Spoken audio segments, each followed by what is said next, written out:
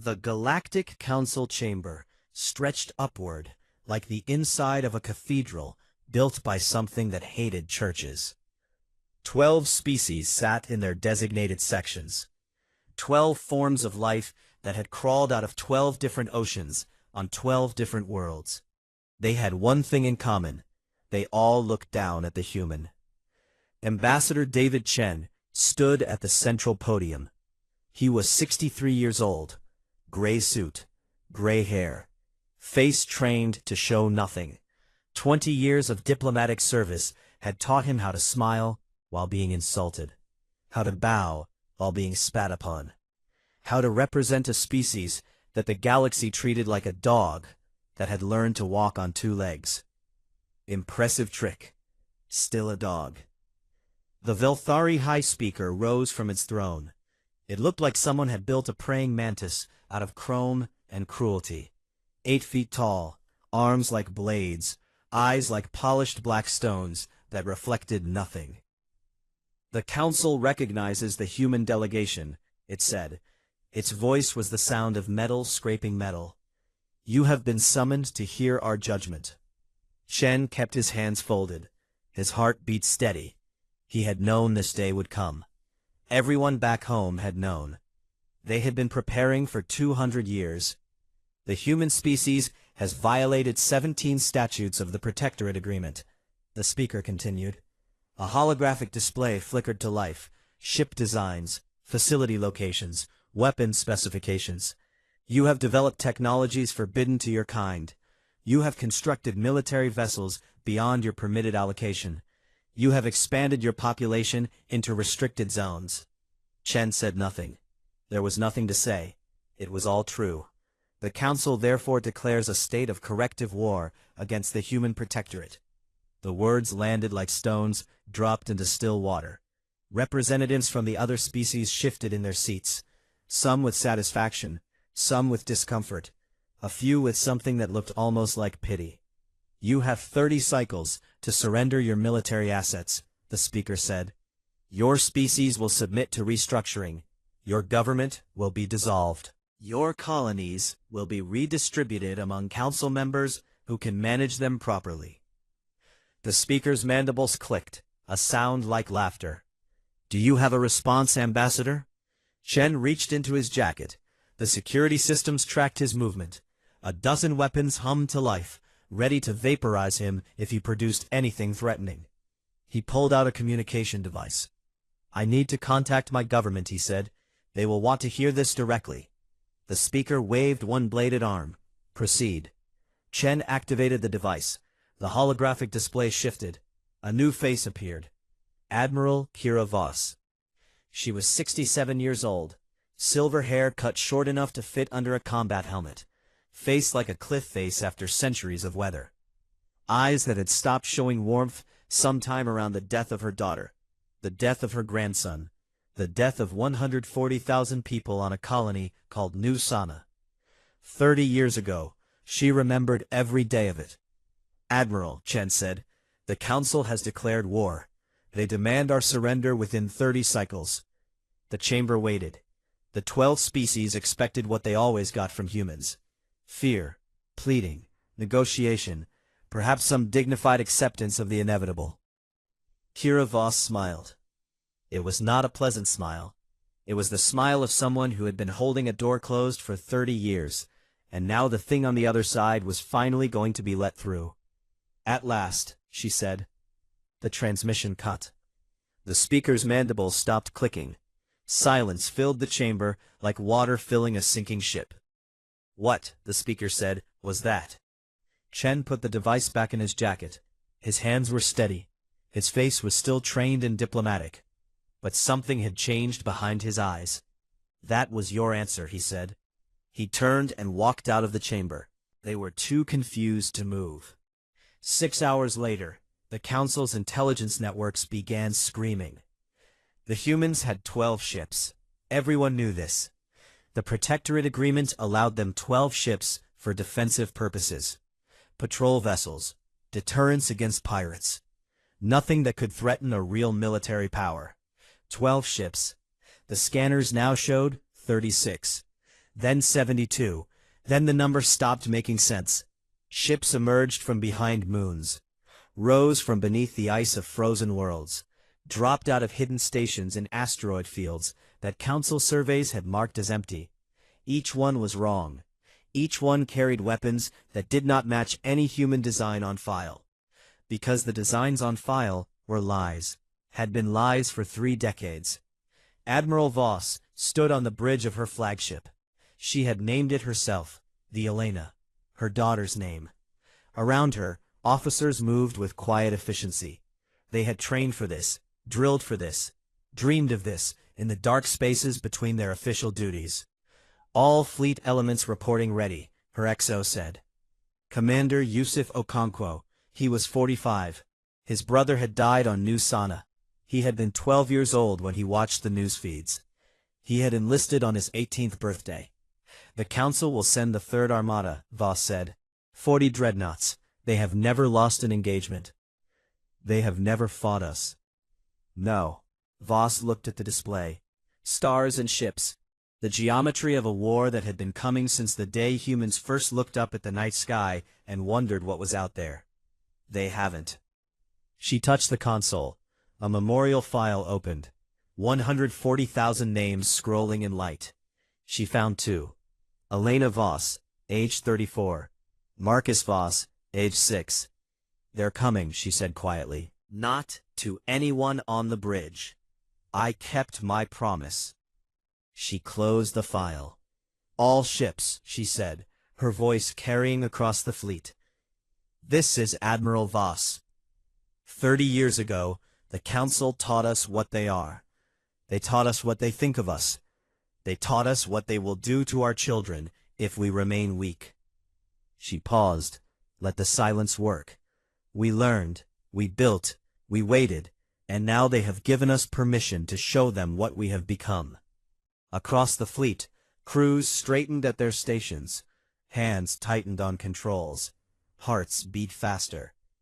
The Council has declared war on humanity, Voss said. They expect us to surrender. That smile again, cold and patient and utterly without mercy. Let's disappoint them. The Velthari High Speaker stood before the Intelligence Council. 12 holographic displays showed 12 different analysts, from 12 different species. All of them were confused. All of them were afraid. Explain this, the speaker said. The lead analyst was a phoenix, a creature like a walking brain with too many eyes. It shifted uncomfortably. The humans have been lying, it said, for at least 30 standard years, possibly longer. We monitored them. We had surveillance on every human world, every shipyard, every research facility. Yes, and they built shadow facilities beneath the ones we watched. They constructed ships in pieces across 100 locations and assembled them in deep space. They developed weapons in laboratories disguised as mining operations. The Phoenix paused. They were very patient. The speaker's mandibles clicked in agitation. How many ships do they have? We estimate between 200 and 250 combat-capable vessels, possibly more. We keep finding new ones. 200 ships. The Council had expected 12. They had declared war on what they thought was a helpless species with 12 patrol boats. They had declared war on an enemy that had spent 30 years preparing for exactly this moment. How, the speaker demanded, how did they hide this from us? The Phoenix displayed a file, a name, a face. Admiral Kira Voss. It appears this human coordinated the deception, the Phoenix said. She has been building this network since the New Sana incident. The speaker remembered New Sana, a minor colony, a minor protest. The Council had sent peacekeepers to restore order. Some civilians had died. Regrettable, but necessary. 140,000 civilians. The speaker had not thought much about it at the time. Humans bred quickly. They would replace their losses. Looking at Kira Voss's face now, the speaker wondered if that had been a mistake. 30 years earlier. The colony of New Sana. Kira Voss was 37 years old. She was a captain then, commander of a small patrol vessel. She had a husband who taught history, a daughter who studied medicine, a grandson who was just learning to walk. She was not home when the council peacekeepers arrived. She was not home when they opened fire on crowds of protesters who were blocking access to council mining equipment. She was not home when they decided that the most efficient way to end the protest was to end the protesters. She was not home when her daughter picked up her grandson and tried to run. She was not home when they died. She came home to ashes, to mass graves, to a council statement expressing regret for the loss of life during necessary security operations. She stood in the ruins of her daughter's house. She found a toy, a small stuffed bear that her grandson had loved. It was burned on one side. She did not scream. She did not cry. She held the bear, and she looked at the sky, and she made a promise. One day. They called it Project Elena. The first recruits were survivors, family members of the new Sana dead, people who looked at the council's regret and felt something cold settle into their bones. Then came the engineers, the scientists, the military officers who had watched their species bow and scrape for 2 centuries and could not stomach it anymore. They built in secret. They stole technology during accidents with council vessels. A ship would suffer a malfunction near human space. Rescue teams would arrive. The ship would be saved. Certain components would not be returned. Piece by piece, year by year, they constructed a fleet in the dark spaces between stars. Voss led them. She rose through the ranks. Admiral, by 50. Commander of Earth's defensive fleet, by 55. The council thought she was a good soldier, obedient, properly humble. They did not see what she was building beneath the ice of Europa, in the hollowed-out asteroids of the belt, in the deep stations that appeared on no maps. They did not see because they did not look. Why would they? Humans were pets. Clever pets, perhaps, but pets did not bite their masters. Voss bit. The night before the council's declaration, she visited the memorial. It was on Earth, a garden of light, 140,000 names floating in holographic display. Families came here to remember. Children who had never known the dead came to learn their names. Voss came to make a report. She found the 2 names she always found, Elena, Marcus, mother and son, daughter and grandson. It's almost time, she said. They don't know what's coming. They still think we're the species we were 30 years ago. The names glowed softly in the dark. We're not, she said. We're the species they made us. Every ship I built with your names on my lips. Every weapon, every training exercise, every sleepless night. She touched the light where her daughter's name floated. I couldn't protect you. I wasn't there. But I can make sure it never happens again. She stood in silence for a long time. I know this won't bring you back. I've known that from the beginning. This isn't about bringing you back. Her hands curled into fists at her sides. This is about making them understand what they took.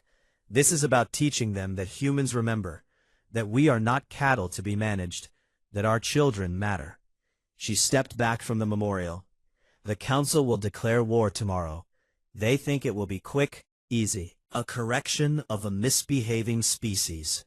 That cold smile crossed her face. They're wrong. Commander Okonkwo found her on the bridge at 0300, staring at star charts. You should sleep, he said. I'll sleep when it's over. That could be years. Then I'll sleep in years. He stood beside her. They had served together for 15 years. He knew better than to push. My brother was 8 when he died, he said quietly. I remember he was afraid of the dark. He used to make me check his closet every night. Voss said nothing. I used to think about what he would have become. Doctor, engineer, teacher like my father. Okonkwo looked at the stars. Now I think about what he would have thought of all this. The ships, the weapons, the war we built in his name. What do you think he would have thought? I think he would have been afraid. He was always afraid. Okonkwo paused. But I think he would have understood why we did it, why we had to. Voss nodded slowly. They killed 140,000 people and called it peacekeeping, she said. They wrote reports about acceptable losses and moved on to their next meeting. They forgot about Nusana before the bodies were cold. Her voice was steady, flat, the voice of someone who had processed their grief into something harder, something sharper.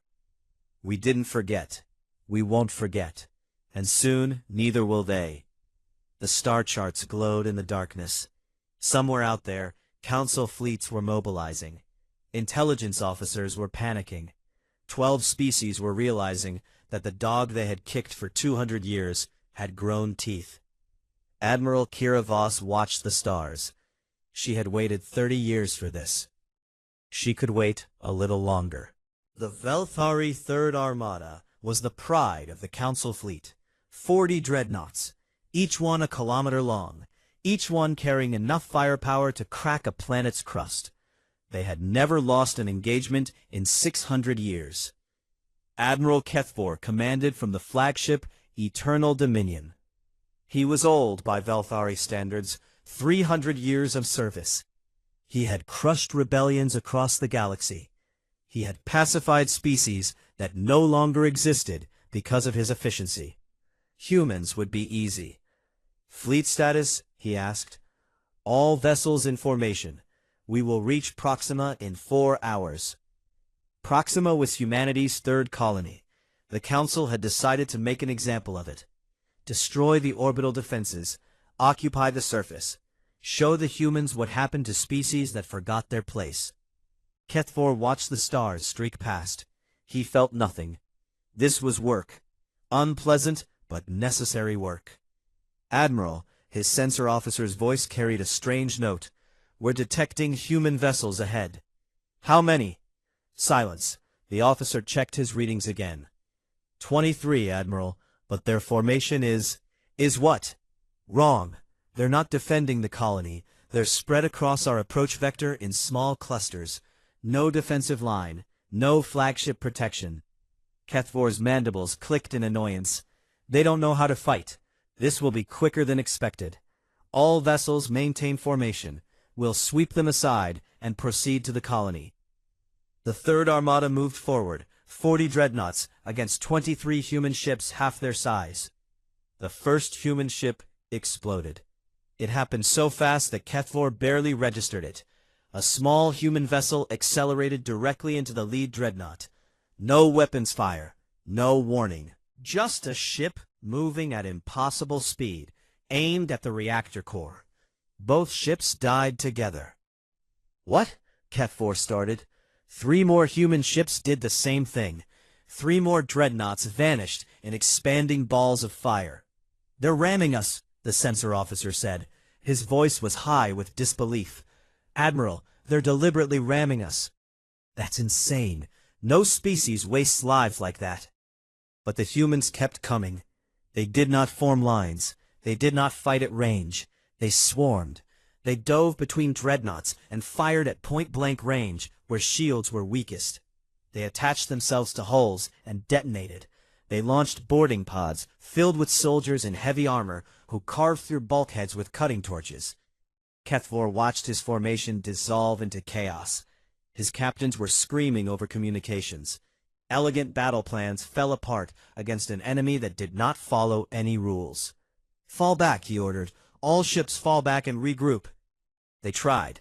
The humans followed. They were everywhere. Small ships darting through the wreckage. Boarding teams breaching airlocks. Pilots who seemed more interested in taking enemies with them than in surviving. 4 hours later, it was over.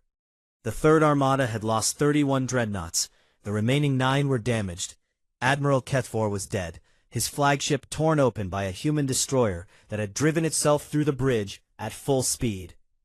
Humanity had lost 8 ships. Admiral Voss watched the battle reports come in. Her face showed nothing. Confirmed kills, she asked. 31 enemy dreadnoughts destroyed, 8 vessels lost on our side, 237 confirmed casualties. Each one, a person who had volunteered to fly into the dark against an enemy that had ruled the galaxy for millennia. Send the transmission, she said. The communications officer nodded. A channel opened. The image would reach the council chamber within hours. Voss looked into the camera. Behind her, through the viewport, wreckage still burned. Pieces of Velthari dreadnoughts tumbled through space like broken toys. "You taught us what you are," she said. "We learned." The transmission ended. She locked herself in her quarters afterward. The doors sealed. The lights dimmed. She stood in the dark and listened to her own breathing. Victory. The word felt strange, hollow. She had watched the battle footage. Human ships driving themselves into enemy vessels. Pilots who knew they would not survive, making that choice anyway. Young men and women dying because 30 years ago, a council peacekeeping force had decided that 140,000 lives were acceptable losses. She had built this, trained these people, turned their grief into weapons. The display on her wall showed a bottle of whiskey that her daughter had given her decades ago. She had saved it for a special occasion. She poured a glass. Her hands were shaking. She threw the glass against the wall. It shattered. Amber liquid ran down the metal surface like tears. It did not bring them back. Nothing brought them back. She had known that. Had always known that. This war was never about resurrection. It was about making the council understand that human lives had value, that there would be consequences for treating them like animals. But standing here in the dark, surrounded by the debris of a battle she had won, she felt nothing like victory. She felt tired. The council received her transmission 12 hours later. The high speaker watched it 7 times. Each time, it focused on Voss's eyes, trying to understand what it saw there. Not triumph, not joy. Something colder. Something that looked almost like grief, wearing the mask of satisfaction.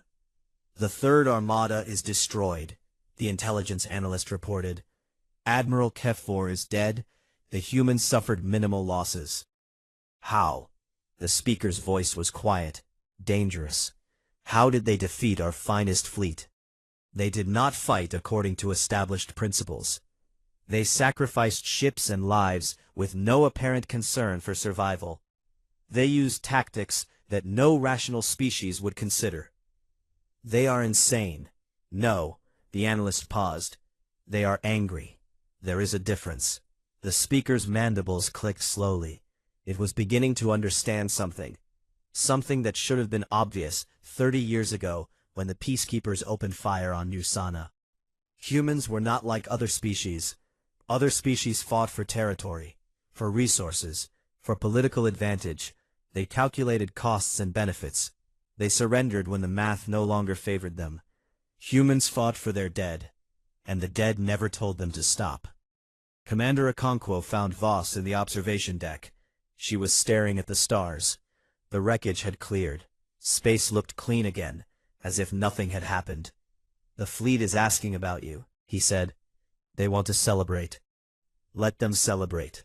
They earned it." "And you?" She did not answer for a long time. "I used to think this would feel different," she said finally. "I imagined this moment 1,000 times, watching their ships burn, knowing that they finally understood what they had done. Does it not feel like you imagined?" "It feels like nothing." She looked at her hands. They were still. The shaking had stopped.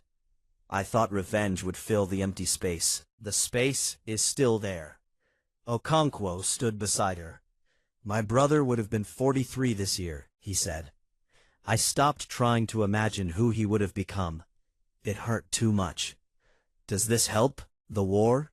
"No," he shook his head. "But it helps others. There will be no more new Sanas, no more acceptable losses. The Council will learn that lesson, even if it takes 100 battles to teach them." Voss nodded slowly. "Then we continue," she said. "Yes." She straightened, put the grief back in its box, became the Admiral again. "Status report on fleet readiness.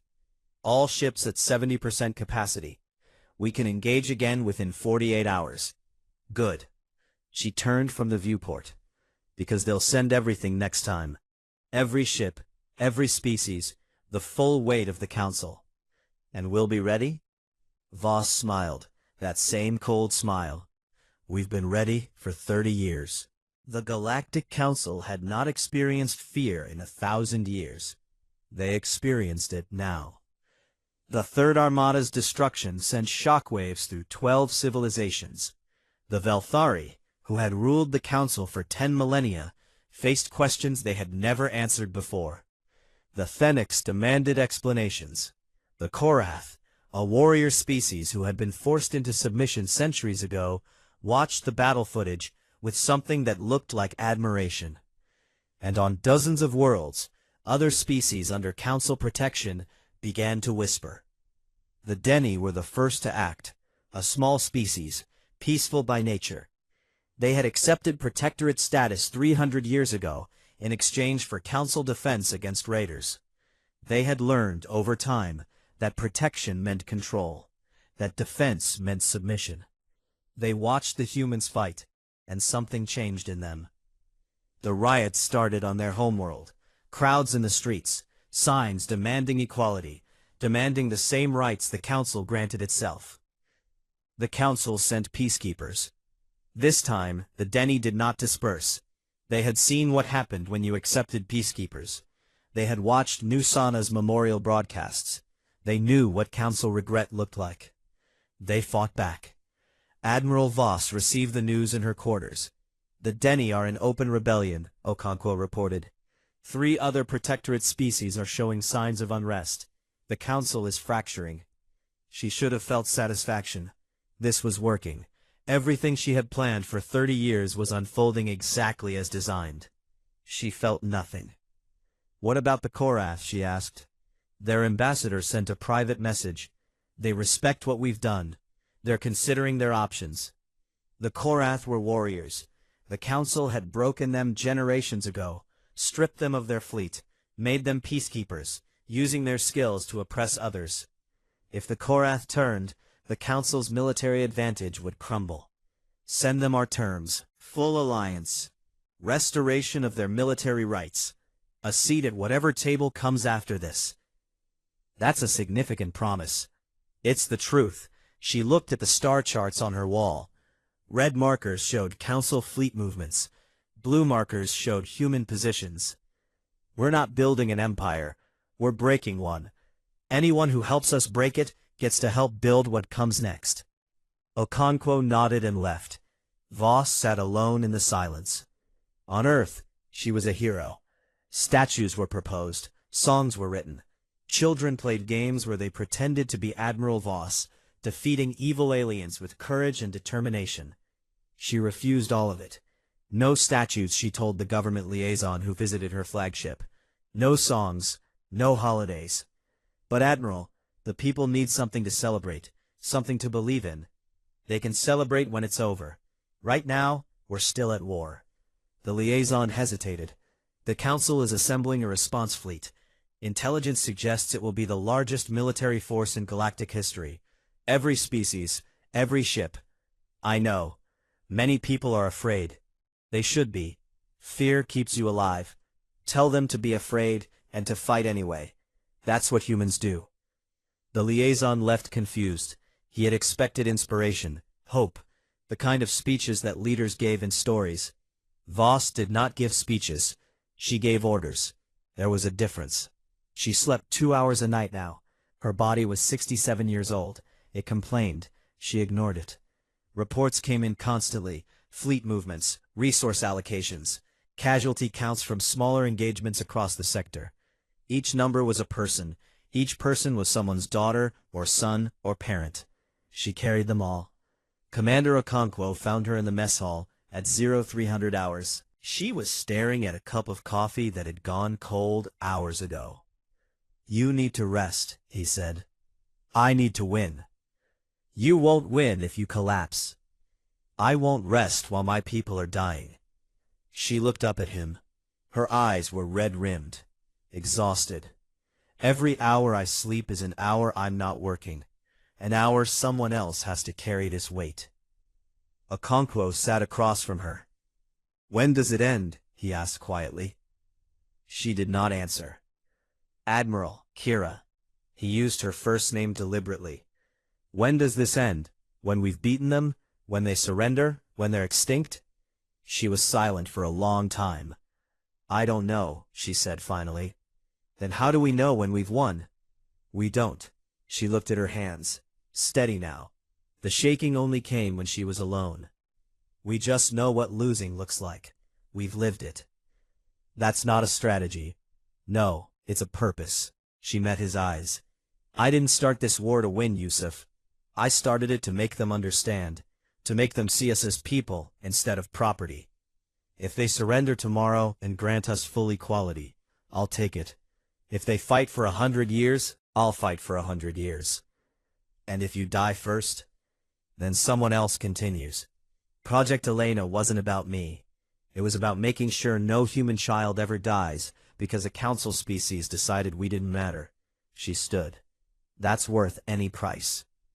Okonkwo watched her walk away. He understood. He had always understood. They had all lost something on New Sana. They all carried names that drove them forward. But he wondered, sometimes, if Kira Voss remembered how to do anything except carry weight. The intelligence report arrived 6 days later.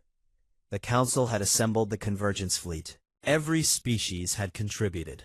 400 dreadnoughts, support vessels, troop transports. The largest military force ever gathered in galactic history. They were coming for Earth. Voss studied the numbers. 400 ships against 200. 2-to-1 odds. Every advantage the council had built over 10,000 years, concentrated into one overwhelming strike. They're betting everything on this, Okonkwo said. So are we. Can we win? She considered the question, ran calculations in her head, weighed probabilities. I don't know, she said honestly. But we can make them bleed for every inch. We can make this victory cost so much that they'll never try again. And if that's not enough, then humanity dies fighting. She looked at the display. 400 red dots advancing through space. Better than dying on our knees. She opened a fleet-wide channel. All ships, this is Admiral Voss. You've seen the intelligence reports. You know what's coming. The Council has gathered every ship they have. Every species. Every weapon. They're going to throw everything at us and hope we break. She paused. Let the silence work. We won't break. We didn't break on New Sana. We didn't break during 200 years of bowing and scraping and watching our children grow up under their boot. We bent, we waited, and now we bite. Around the fleet, crews straightened, hands tightened on weapons, fear mixed with determination. They think numbers win wars. They're wrong. Purpose wins wars, and no species in this galaxy has more purpose than us. We fight for our dead. We fight for our children. We fight for every human who ever looked up at the stars and wondered why we had to kneel. She smiled. That cold, patient smile. Make them remember us. The Convergence fleet filled the sky above Earth's solar system like a storm made of metal and fire. 400 dreadnoughts, each one a kilometer of death. Behind them, support vessels and troop transports. The combined military might of 12 civilizations, gathered for one purpose: end humanity. Admiral Voss stood on the bridge of the Elena. Around her, officers moved with quiet efficiency. No panic, no desperation. They had trained for this moment their entire lives. Fleet status? She asked. All 200 vessels in position. The Korath contingent has arrived. The Korath, 60 ships. They had broken with the Council 3 days ago. Their leader, a scarred veteran named Thakra, had sent one message. We remember what it meant to be warriors. Let us remember together. 260 ships against 400. Better odds than they had expected. Still terrible odds. Open a channel to the fleet, Voss said. The communications officer nodded. Her face appeared on screens across 260 vessels, human and Korath, warriors all. They asked me once why humanity fights so hard, she said. Why we never surrender. Why we choose death over submission. She let the silence stretch. I told them, we remember. We remember every slight, every massacre, every child buried in foreign soil. We are not a species that forgives. We are not a species that forgets. We are the species that waits. Her voice was steady, calm, the voice of someone who had been waiting for this moment for 30 years. We have waited long enough. She closed the channel. All ships, she said, engage. The Battle of Sol was the largest military engagement in galactic history. It was also the ugliest. Human ships did not fight with elegance. They fought with fury. They dove into enemy formations and tore them apart from the inside. They rammed. They boarded. They detonated their own vessels when damage made them useless for anything else. The Korath fought beside them. 60 ships crewed by warriors who had been forced to be peacekeepers for generations. They had forgotten what it felt like to fight for themselves instead of their masters. They remembered now. The council formations shattered. Their elegant tactics assumed an enemy who valued survival, an enemy who would retreat when losses mounted, an enemy who fought by the rules.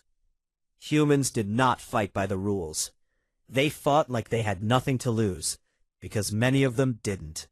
3 hours into the battle, the Velthari flagship Eternal Judgment advanced through the chaos. The High Speaker commanded from its bridge. It was ancient, patient. It had ruled this galaxy for 10,000 years.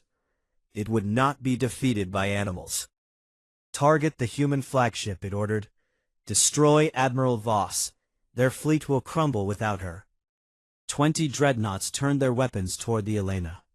Voss watched them come. Evasive maneuvers, Okonkwo said. We can... No, she shook her head. We hold position. Admiral? Trust me. The dreadnoughts opened fire. Energy weapons lit up space. The Elena's shields flared and flickered. And then the Korath arrived. Thalkros' flagship, the Blood Oath, slammed into the lead dreadnought like a hammer striking an anvil. Korath warriors poured through breached hulls. They had waited centuries for this. To fight, to kill, to be what they were born to be. The dreadnoughts faltered, and through the gap came the Elena, weapons blazing. Voss smiled. 5 hours into the battle, the Council fleet began to fracture. The Phoenix vessels retreated first. They were thinkers, not fighters. The cost was too high. The Denny ships, the few that had been forced to join the Convergence fleet, turned their weapons on their Council allies. They had made their choice. Other species wavered, watched, calculated odds that were no longer in anyone's favor. The High Speaker saw its fleet dissolving. Request parley, it said. Open a channel to the human admiral. Voss's face appeared on the Eternal Judgment's display. She looked tired. There was blood on her uniform. Behind her, the bridge of the Elena showed damage. Smoke. Officers working frantically at damaged consoles. But she was smiling. High Speaker, she said, you wanted to talk? Cease fire. Both sides. We will negotiate. Negotiate what? The Speaker's mandibles clicked. It was not used to this, to speaking as an equal, to treating another species as something other than a servant. Terms, it said. What do you want? Voss was silent for a long moment. She thought about New Sana, about her daughter bleeding out in the ruins of her home, about her grandson, 6 years old, who never got to grow up. She thought about 30 years of planning, building, waiting, 30 years of carrying names like stones in her chest. She thought about what she wanted. She wanted them back. She wanted time to rewind. She wanted to be the woman she was before the peacekeepers came, before grief became her only companion. She could not have any of it. Full council membership for humanity. Equal voting rights. Full participation in galactic governance. The Speaker's eyes glittered. And reparations for New Sana. Full acknowledgement of what happened there. An official record that will stand for as long as the Council exists. That is, not negotiable. Her voice was iron. And one more thing. Your personal guarantee that no species under Council authority will ever again be treated as we were. No more protectorates. No more acceptable losses. Every species in this galaxy gets treated as people. Or we continue this war until there's no council left to treat anyone as anything." The speaker was silent. Around them, the battle had paused. Ships on both sides held position, waiting, watching. "And if we refuse?" the speaker asked. Voss smiled. That same cold smile from the first transmission, from the declaration of war, from 30 years of waiting. "Then we continue. We are very, very patient." The speaker looked at the wreckage filling space around them, at the shattered remnants of a fleet that was supposed to be invincible, at the humans and Korath and Denny who had fought together against everything the council could throw at them. It was old. It had ruled for 10,000 years, but it was not stupid. "Agreed," it said. 1 year later, the Treaty of Earth was signed in a ceremony broadcast across the galaxy. 12 species sat at a table, humanity among them, equals. The Denny were elevated from protectorate status. The Korath reclaimed their military rights. 3 other species followed. The galaxy was changing, slowly, painfully, but changing. Admiral Kira Voss retired. She refused the ceremonies, the medals, the titles. She had never wanted glory. She had wanted justice. She got something close enough. She returned to the memorial garden on Earth. It was evening. The 140,000 names glowed softly in the fading light. Families moved among them. Children who had never known the dead. Parents who remembered everything. Voss found 2 names. Elena Voss. Marcus Voss. She stood before them for a long time. "It's done," she said finally. "The war is over. We won, or something like winning." The names glowed, silent, patient. "I know it doesn't bring you back. I always knew that." Her voice cracked, for the first time in 30 years. "I couldn't save you. I couldn't protect you.